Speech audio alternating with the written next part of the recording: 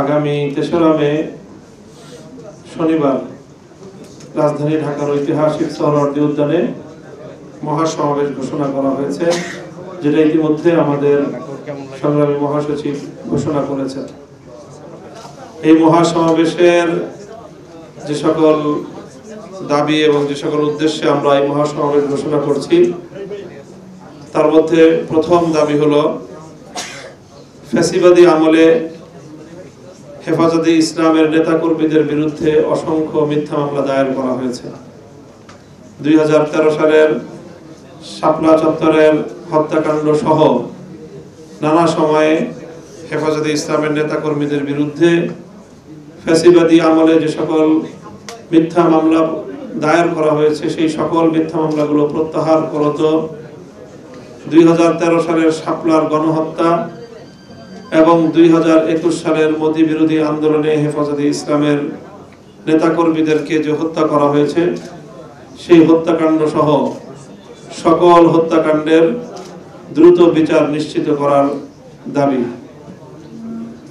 দ্বিতীয় দাবি হলো বাংলাদেশের সংবিধান সংস্কারের যেই কমিশন গঠন করা হয়েছে, সেই কমিশনে যেই প্রস্তাবনা আনা হয়েছে, তার মধ্যে অত্যন্ত বিতর্কিত এবং ইসলামপন্থীদের অত্যন্ত শঙ্কার কারণ হয়ে দাঁড়িয়েছে একটি প্রস্তাবনা।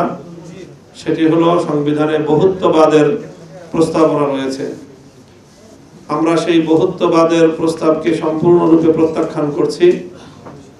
সেই বহুত্ববাদের প্রস্তাবনাকে বাতিল করে সংবিধানে মহান আল্লাহর উপর অবিচল আস্থা এবং বিশ্বাসের ধারাটি পুনর্বহাল করতে হবে।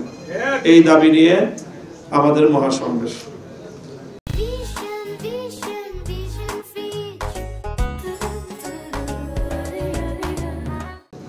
এছাড়া গতকাল আমরা দেখেছি যে নারী অধিকার সংস্কার কমিশন কর্তৃক যেই প্রস্তাবনা তৈরি করা হয়েছে এবং সেটি ঐকমত্য কমিশনে উপস্থাপন করা হয়েছে, প্রধান উপদেষ্টা বরাবর সেটি দাখিল করা হয়েছে।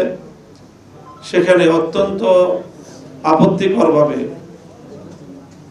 ধর্মীয় বিধিবিধান, বিশেষ করে ইসলামী উত্তরাধিকার আইন এবং ইসলামিক পারিবারিক আইনকে বাংলাদেশে নারীর প্রতি বৈষম্যের কারণ হিসেবে আখ্যায়িত করা হয়েছে।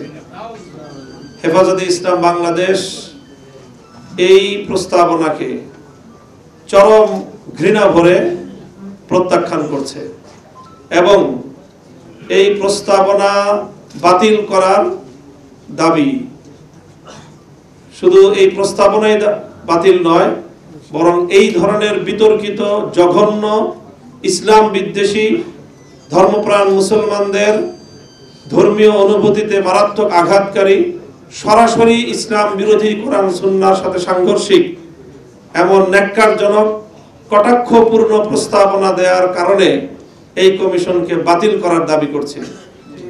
সেই কমিশন বাতিল সহ প্রধান উপদেষ্টার অফিসিয়াল ভেরিফাইড ফেসবুক পেজ থেকে সেই প্রস্তাবনা প্রচারণা এবং সেটি এই সরকারের আমলে বাস্তবায়ন করার প্রত্যয় ঘোষণা করা হয়েছে। আমরা সেই ঘোষণারও প্রত্যাহার দাবিতে আগামী ৩রা মে মহাসমাবেশ করব।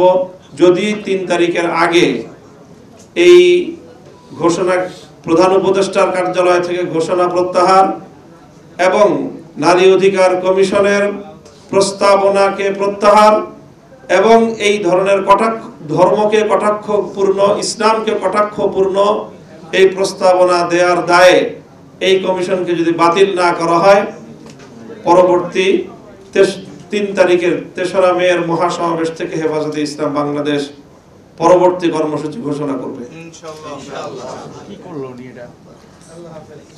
চতুর্থ দাবি থাকবে ভারতে মুসলমানদের উপর যে অব্যাহত নির্যাতন চলছে, বিশেষ করে ওয়াকফ আইন সংশোধনী 2025 চরম বিতর্কিত যেই বিল পাশ করা হয়েছে, সেই বিল বাতিল করার জন্য ভারত সরকারের প্রতি দাবি এবং সেটা দাবি বাস্তবায়নের জন্য বাংলাদেশ সরকারকে যথোপযুক্ত পদক্ষেপ গ্রহণ করার দাবি থাকবে।